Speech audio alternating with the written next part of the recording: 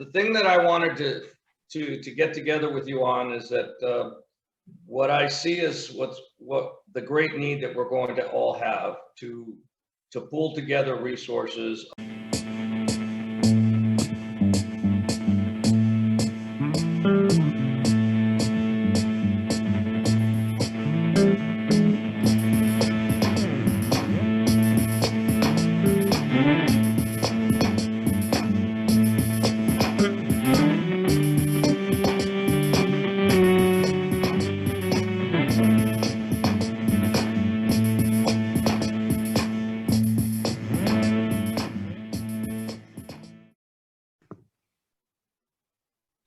Hi, this is Jim Forsyth of Citizens for Sound Money. We have the pleasure of having Alejandro back from Atlas Vaults in Latin America, down in Panama. And Alejandro, welcome back. And Good to be with you.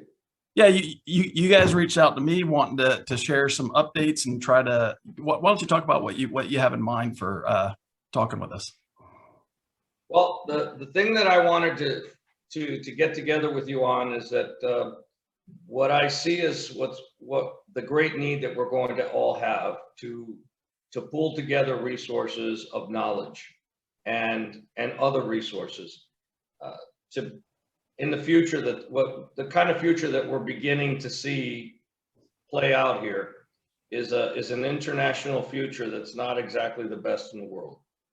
And if you notice, we're following a very disturbing China-style line of social currency. And by that, I mean people are being canceled out. People are being controlled by what they say or what they don't say, what they do, or sometimes what they don't do. And it's very disturbing that this trend has grown so fast and so big. I used to think it would never happen, but now you have a government like the US government saying, you know, we can't violate your constitutional rights, but guess what? You know, you companies, go ahead and do it. We encourage you to do it. And they're doing it. And this is kind of it's a private company, mega company, government partnership to do things that the government could never do. These, you know, the mandates and the controls, these are things that are coming. You just had the president's office actually push to censor a private citizen, Joe Rogan, for what he believes or what he's saying or what he puts on his show. These are things that are happening that if we don't take these things seriously and have resources and pull together, we're not going to be able to find a way out of this. And that's why I wanted us to be more in contact with each other, because I think what we need to do is consider the differences that are the different alternatives that exist. And one of those things is, you know, when they take away your credit line, when they take away your bank account because they don't like what you said, when they take away your ability to charge to your clients, your customers, a credit, like they've done, like they did with the My Pillow guy, like they do with gun sales, when they say, we're not going to accept, we're Visa, we're not going to accept your issues and your ability to charge. Those are things that we need to see as a reality. And those things are happening, spearheaded by the United States, and now it's going through all of Latin America.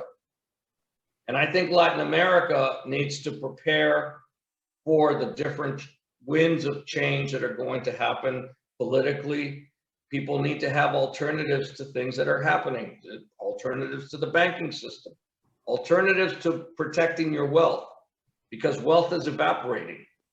So that's why I wanted us to be together, because we need to be able to get educationally, to get people to understand that their wealth is evaporating and why, and what to do about it. You know, you just had people on CNN and other news channels telling people that inflation is good and it's positive. It means you're doing well. And by the way, if it isn't good and it isn't positive, it's not the government's fault. Right. It's those bad corporate people that are charging you too much for their things. Or it's because we have a problem with the supply chain, and that's the only reason things are expensive. They're not telling you why things are really expensive, because your dollar is worthless. They're not telling you that, and that's why we need to think about these things. We need to be able to educate, and we need to provide those alternatives to the people in different parts of the world. In the US, look, there are people in South America that don't even know what a bank is. They have no bank account. And the alternatives, by the way, the people that have the banks and the people that deal with banks don't care about those people. And if you create a system where you have the ability to say, look, you know, you people that don't have a bank account, you can buy a few ounces of silver with your salary, and you can then put your silver in a kind of a bank, which is not a bank, and then convert that into a spendable currency. That's what I think we need to start thinking about, because people are not being serviced. They're not having solutions given to them. And what I see happening worldwide is the opposite of that. I see nothing but giant corporations becoming partners with government to take control of most of your freedoms and things that you used to take for granted, like your private bank account, your property, like insurance. You know, those are things that are going to be taken away. If you don't say the right things, you may not be able to get insurance. You know, those are the elements of the things that we all need to start thinking about, and create by strength, create that kind of unity as a group, a network.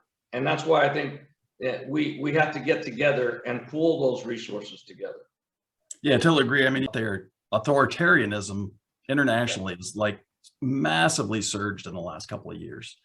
But I feel pretty hopeful in the sense of, you know, people are starting to push back on that. You look at what's going on in Canada. You know, people have lost a lot of medical freedom over the last couple of years. People have been a lot more complacent about monetary freedom, which is where sound money comes in. But you can see, you know, the medical freedom lost is so obvious to people that they're starting to fight back. And I think it's a good opportunity for us to start educating people on, you know, how monetarily we haven't been free for a long time, but this is an opportunity, like you said, by building a parallel system outside the traditional banking system of, you know, getting freedom for more people. I mean, monetary transactions are half of every trade that you make. And you know, if they're manipulating the money in the banks, we're not free. So yeah, eager to talk to you about ideas on this. And I know you guys are involved with Kinesis, which I think is a great way to, you know, as well as other asset-backed digital currencies, I like to call them. But you were talking about people in Latin America, you know, where they could get a fractional ounce or gram gold, silver, essentially have vaulted service, but for cheap, and have it be digital, and so be able to send it to family. You know, it's an ability that right now a lot of people don't have in Latin America. And even the people that have resources, they're being told all kinds of new rules all the time by the banking system. And if we can show and we can provide a way for people to take assets, because that's not the money that is created, because that's under the control of the central government and the central banks, but assets, and turn those assets into digital funds that they can sell, they can transact with. That's a freedom. That's a freedom that doesn't exist in a lot of places, and it doesn't exist, and it's perfect. It doesn't exist in South America in many places. And I would love to be able to say, you know, you have this is your account, this is yours. You are your own bank. right. This is your silver. And I use silver because silver is really the poor man's gold, and it is the best buy that man can do. You buy into silver and you can convert that, and it's spendable, and you can convert it into Kinesis money, which can then allow you to transact any kind of thing any kind of purchase that you want to do. But that's something that gives those people individual power that they normally didn't have. And if you're an upper class or a middle class person in South America, you're still, even though you may have all those benefits, you can have a bank account, you're at the mercy of what a bank decides is a new rule. And every time a bank creates a new rule, they begin to restrict what you can do with your own money. But what they never have been able to do is restrict, at least not yet, it's still legal, they can't restrict what you do with your assets. You can sell your assets and move, and what we're thinking of doing, what we're doing now is creating the ability to take an asset and monetize that asset and be able to transact with it. That's all it is. That's all it is. It's like, it's the opposite of what the central bank system is. Unless you think of what the banks actually are doing, which is buying their own gold and using that to back themselves up when the time comes. They're buying more gold than most people realize. But the whole propaganda of it is that you're not supposed to own, that gold is not even money, that gold is just a relic. And so keep investing in money and put all your faith in the currency. And little by little, I think people are going to start realizing that you can't have faith in currency. Yeah. As you begin to realize you can't buy anything anymore with that currency, or you buy a lot less. Yeah, definitely. So do you have updates from what you guys are doing with Kinesis in terms of minting or redemptions? Right now, Kinesis will be able, there's going to be an announcement within the next, probably before the next 15 days. And there's going to be new services that Kinesis will be providing with us. We're going to be able to announce, they've already announced it, so we can say that we're going to be their 13th vault that is part of the Kinesis coming. One of our users was asking, well, why do they need so many vaults? And I pointed out, well, because, if this was just purely a digital currency, you were never going to redeem it. You'd only need one vault, but other than jurisdictional diversification. But I made the point, Latin America didn't have a vault at all. So if you were going to do a redemption locally, you'd have to ship from New York or something like that. But that's one of the big reasons to have these vaults in different continents is so, because I think there is a belief that, it's your money, you should be able to put it in, you should be able to take it out. Well, I have a reason. I can tell you about another reason as an actual customer. I've been a customer in that type of business before. And I will tell you that the reason you have multiple vaults is because you actually prefer certain jurisdictions to others. And, I may have a preference for Singapore or a preference for Dubai or Panama. The reason is my personal reason. It's why I think it's more of a stable place, and I feel better if the actual physical metal was placed in an area that I felt comfortable with. And I think the fact that they've got 13 says a lot about how they feel about their customers, that their clients are going to feel better because they all have individual reasons for where they want to store it, because they like a particular jurisdiction. And that's very important, because I may think that Singapore is a great place, but then again, I see something on the news that bothers me, and I say, all right, I want it moved. I want my gold moved from Singapore to Panama. And that's for my reasons, because I'm reading the news, I'm watching something, and I may not like the geopolitical situation that's going on in a certain area. And that's why I think it's important to have not just 13, but maybe even more. Yeah, well, so jurisdictional diversification, also supporting redemptions, excellent reason to do that. Are there things, any updates for what's going on in Latin America in terms of, different countries? Well, in terms of, I think all of Latin America right now is starting to review and reconsider what they're going to do with Bitcoin and other cryptocurrency. And Unfortunately, the trend is a misinterpretation of why cryptocurrency is doing well. I think they see it, instead of seeing it as a sign that the population is not happy with the direction of currency and not happy with what's happening with the purchasing power. They're seeing it as, we need to get control of this, and we need to do more to make money from cryptocurrency. So you have some countries that are creating laws where they can tax as much as 20%. That's a proposal. I say that as a proposal. It's not a law yet. I hope it never does become a law, but that in some countries are trying to do that. And there are other countries that are deciding that they need to attack the one country that actually did the right thing and said, and that's at El Salvador, where they're trying to now make El Salvador go back on what it's doing with Bitcoin. And I don't know how it's going to end up, because although I think they have a lot of courage, I think at the same time that you've got very big governments that are going to be putting a lot of pressure on this little government to stop it.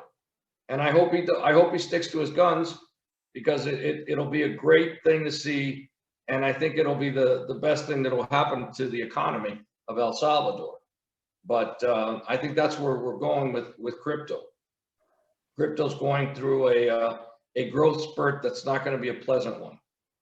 Well, yeah, I mean, I forget what the recently issued bond numbers were, but they were ginormous.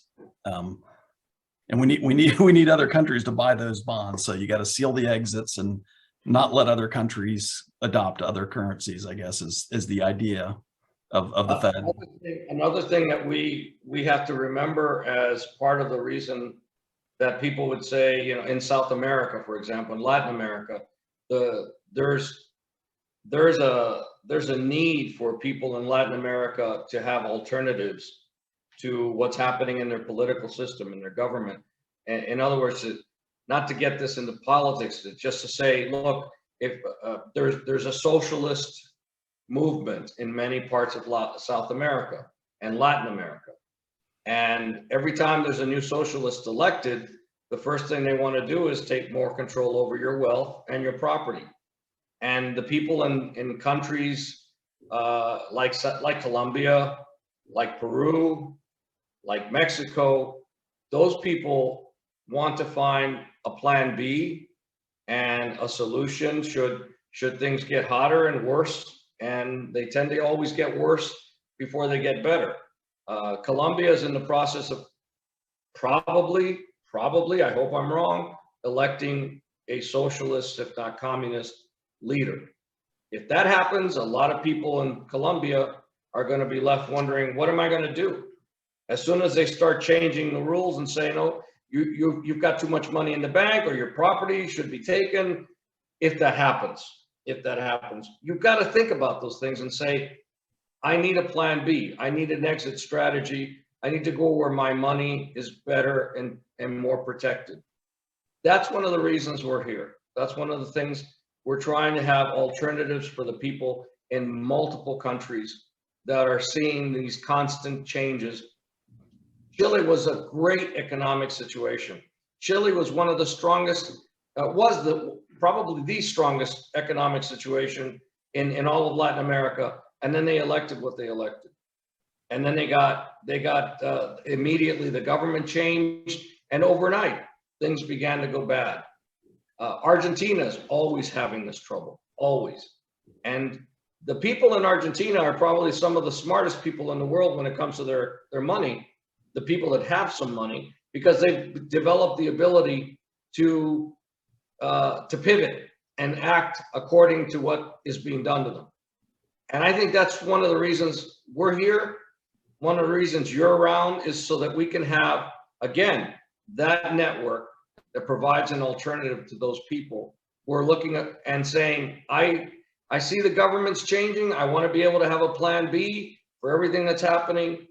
I don't need to be in Colombia or in Peru. I can have some of my money and some of my assets in other places that are safe.